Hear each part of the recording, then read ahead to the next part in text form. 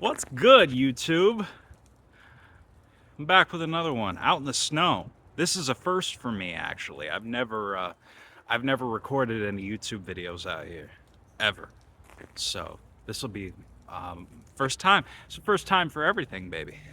It's the first time. Last video kind of had a somber tone to it, and the lighting wasn't very good, and I was all sad and shit. So that was different. It was a more serious one, you know? It's a more serious video. I'm in a much better mood today. I'm in much better spirits. You could probably tell that I'm in much better spirits. I'm actually starting to feel like myself again. I haven't really felt like myself since I got back from Arizona. I felt just kind of disconnected from everything. I have a girlfriend now, which is awesome, who I love to death, who I'm going to have on this channel. And she has helped a lot with my mental health.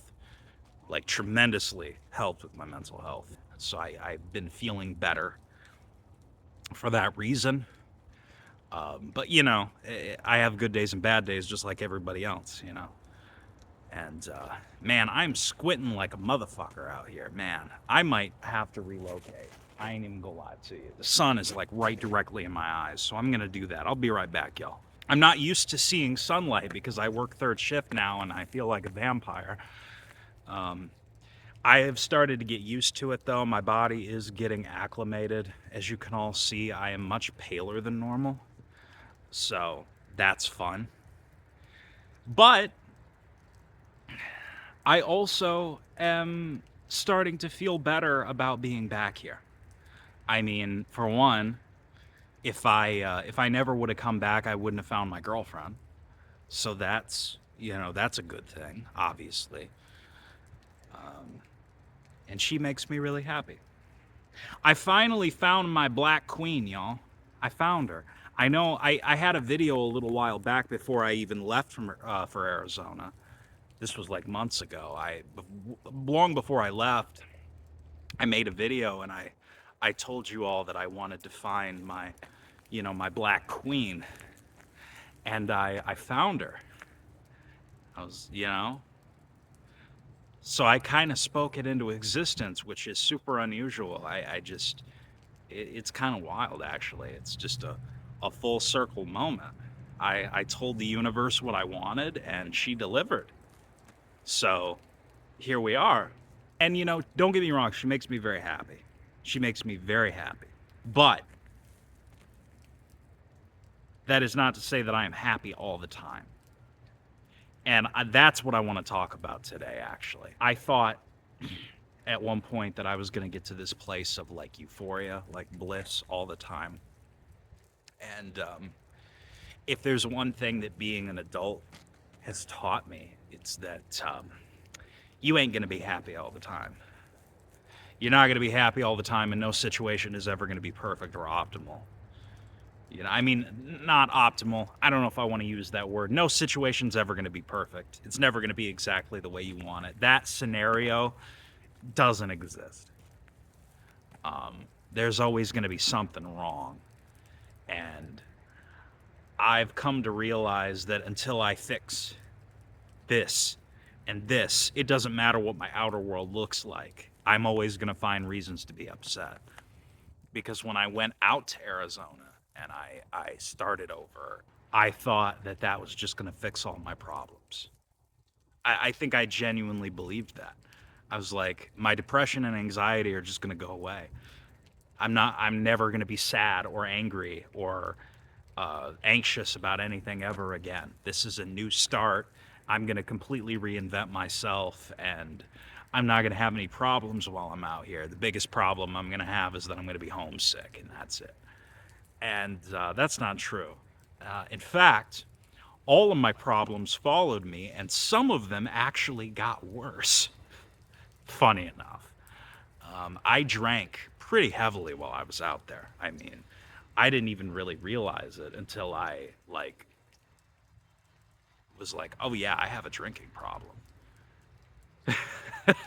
So, you know, you don't really think you have a problem until somebody close to you brings it to your attention, and that's what happened. Literally, I was out there, and I was there for about a week and a half maybe, And my buddy came into the room, a friend of mine, and was like, "Hey man, I'm gonna need you to slow down on the drinking." And I was like, "What the hell are you talking about?" He was like, "You're drinking way too much. You need to stop. I don't want you to fucking kill yourself." I was like, "Damn, this guy might have a point. Maybe I need to slow down." And I just got to thinking, I was like, if I have to think about whether or not I have a problem, I probably have a problem. So I slowed down and then I picked it back up again. So that was something that followed me. I mean, I started drinking. I mean, I've had issues with it off and on for a few years now, just because it's more of a coping mechanism. You know, one thing that what I realized is that the drinking wasn't even really the problem. The problem was me. It was up here. It was my perspective. You know, I felt like I needed to drink in order to escape my reality. That was kind of um, the mindset that I was approaching it with. And when you use substances to try to escape your situation, it doesn't work. I mean, that's the biggest thing. It doesn't work, and you are constantly running. And when you run, the problems chase you, you know, and they catch up to you. It's kind of like the game Pac-Man. Pac-Man is actually a great metaphor for life, that video game. A lot of people don't realize it. Pac-Man is much deeper than people think.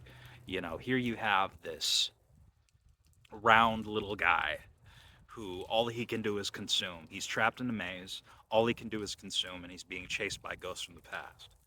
And I think that's like a metaphor for like life, right? You know, we're all kind of trapped in this simulation where we're forced to work and consume, and we're constantly being chased from ghosts from the past. And even if we manage to escape, we just come out the other side or come back in the other side, you know? So it's like, you know, people think that Pac-Man is a happy game. It's actually kind of a fucking nightmare if you really think about it. And with that being said, I think the first step to happiness is just acceptance. You know, it's acceptance and it's gratitude. A lot of times we focus on the things that we don't have or the things that are wrong, and we lose sight of what we do have and what is going right in our life.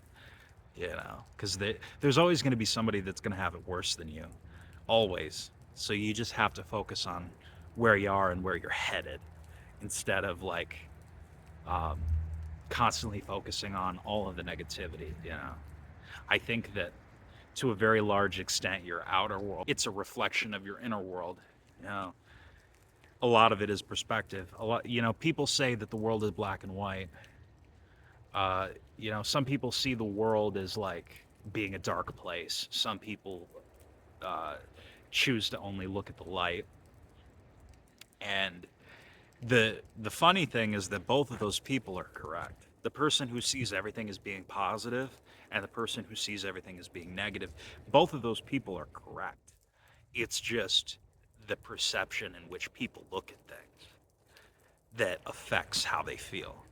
Um, you know, I think when people, what keeps people in a bout of depression is like um, when they they wish they could go back and change the past, and they just harp and fixate on it forever. You know, that's why most people are depressed. Their mistakes kind of live rent free in their head, and it just plays like a movie over and over and over and over again. And I did that for a long time. I would just sit there and think about everything that I've done wrong and just dwell in it and just sit there and just blech, you know. That was me for a very long time. Very long time. And I still catch myself doing it. I've just now started to get to a point where I'm trying to stop that cycle. Um, it's usually when something goes wrong in my life and something is less than ideal, like when something bad happens. Like, for instance, when I had to come back home from Arizona, I got really depressed for like a couple of months. I was really, really down. And it's just, it's one of those things where how can you learn from your mistakes if you just, you say to yourself things like, I'll never do anything right. Everything goes wrong. I always fuck up. Then you're just going to continue to fuck up because you're stuck in that mental loop of this is just what I do. Do you get what I'm saying? Do you get where I'm coming from? It's like it's a trap. Your brain will like trap you and set out these honeypots of like, yeah, you see, this is just what we do. That's why depression is a liar, because it'll say things like, this is just what we do. This is our cycle. This is our holding pattern. And it's never going to change, and it can't change, and don't even try to change it because it ain't going to change. And it's just a lie. You can change it if you want to, or don't, and just continue to do what you've done. But it's like, how's that working out for you? That's the realization that I've had to come to. It's like, you know, I could sit here all day long and talk about how, oh, I never should have done what I did. And some of y'all know what I did to get fired. I'm not going to repeat it on my channel because it's embarrassing. And, on the off chance, God forbid, knock on wood, my employer, finds my YouTube channel somehow, that they're going to know what I did. And I don't want them to know what I did. Uh, so I'm not going to repeat it, but I did something really, really stupid to get fired, and I lost my job and I lost my housing. And if I wanted to, I could sit there for the rest of my life and just dwell on it and just sit there and think, man, if only I wouldn't have done that stupid thing to get fired and had to come back home, my life would be totally different and everything would have been okay and da da da da da da. I could have done that for the next 6 months, 6 to 8 months. I could have done that. That was an option if I wanted to be stuck in that mental loop. But I got through about a couple of months of that after I came back home. Well, it was actually, yeah, it was a couple of months. I was stuck in that cycle, that mental prison. And I eventually was just like, life goes on, bro. I eventually woke up one day and I was like, aren't you tired of this? Like, aren't you sick of it? It's like, okay, yeah, you fucked up, you screwed up, you made a mistake, but what are you gonna do about it now? You know? A lot of time, and to a certain degree, I mean, this isn't always the case, but to a certain extent, there really is no such thing as good or bad. Because, if you make a wrong decision or a wrong turn, you can always turn it around. You know, it's not really too late until you get to be like in your 60s or your 70s and you're old as fuck and you've got one foot in the grave. Then, yeah, it might be too late. But even like if you're in your 50s, you can turn shit around. This is why I think humans shouldn't keep track of their age, because it's like people get to a certain age, and I know I struggle with this off and on. We get to a certain age and we think that like it's over for us. You know, I'm almost 30 and I'm panicking a little bit because I'm like, man, I haven't done enough with my life and everything is a mess and my life is in shambles and I'm a disaster. And it's like, okay, but we could turn this around in the next couple of years. Like, I've got at least another decade before I'm old. Once I'm 40, it's like, okay, you're kind of old, bro. You're kind of old. You use an icy hot, and you have one of those little tray those little like plastic tray things with the Monday, Tuesday, Wednesday, Thursday thing, the little compartments that old people keep the pills in. When I'm 40, I'm gonna have one of those, and it's gonna be like, okay, yeah, you're pretty fucking old, dude. But until then, it's like I got 12 more years of like youth, because it's like, to some people I'm old. Like to my nephews probably think I'm old. You know, my nephews, and then maybe I don't really know my niece like that, but she might think I'm old if I tell her how old I am. Like, damn, you're old, Uncle Griffin, you're old. It's like, no, I'm not.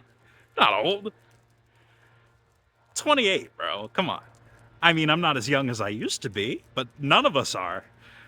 We're all older than we were yesterday, so it's like, I don't know. It's just, ageism is a big thing in the United States, and it's another trap. It's another marketing ploy. It's how they get you to, get stuck in a career that you hate forever, or have kids early on because the fear of being too old to have children and shit. That's how they trap you. It's how they fuck you. It's how the government fucks you. But that's a whole nother conversation. Um, yeah, ageism is a weird thing. Like, I look at it from the standpoint of, like, I've said this before on my channel. I've made a whole video about this. Um, you know, just because you get married in your 30s doesn't mean you're going to have a bad marriage. Or, just because you have, hell, even if you have like kids in your 40s, like, I mean, yeah, you're not going to be able to spend as much time with your kids. You know, you're going to die when they're relatively young. But, spending a little bit of time with your children is better than not spending any time at all. It's too late for me to have kids at like 25 because I'm not 25 anymore. I'm not 22 anymore. If I wanted to have kids young, I should have had them young, but I didn't. You know, and so to sit there and say, "Oh, I shoulda, coulda, woulda," it's like, okay, but it's gone now. What are you gonna do right now in this, in this moment? I think that's where happiness comes from. Because I've been thinking about that a lot lately. It's been on my mind 24/7. I've just been thinking, what is happiness? What is happiness? What is happiness? What is happiness? Like, does money? Is it money? Is it a healthy, loving relationship? Is it having children? Does it come from your career? What determines happiness? What makes a person happy? And it's like, it's obviously different for everyone, but I think um, the secret formula for almost everyone, and I think this is pretty universal for the most part, is for one, gratitude, but also gratitude, acceptance, and then just living in the present moment, not trying to like bend everything to your will. Just kind of living in the here and the now, asking yourself, what can I do right now? That's the best thing to do. You know, like for instance, I've been really lazy about making YouTube videos and, working on my craft. I've been procrastinating for really, truth be told, months. I haven't been doing what I need to be doing on here. And I could sit there and be like, man, I should have been making videos all this time. I could have doubled my subscriber count. I could have done this and that. It's like, you could have, but you fucking didn't, you know? Having an appreciation for what you can do right now is the secret to happiness, in my opinion. So I made a video about this yesterday, I think. 2 days ago. 2 days ago. And I was kind of, I was in a weird place. Uh, I have mood swings, like really bad. I'm glad that I've identified that. I've never been diagnosed. But I think I might have a tinge of like bipolar disorder. Just a little bit. Not like a severe case, not like a super severe case, but I think I have like some kind of bipolar thing going on. Or maybe it's schizophrenia. I don't know. But I need to go to a doctor and get that checked out. I have health insurance now, so, you know, or I will have health insurance.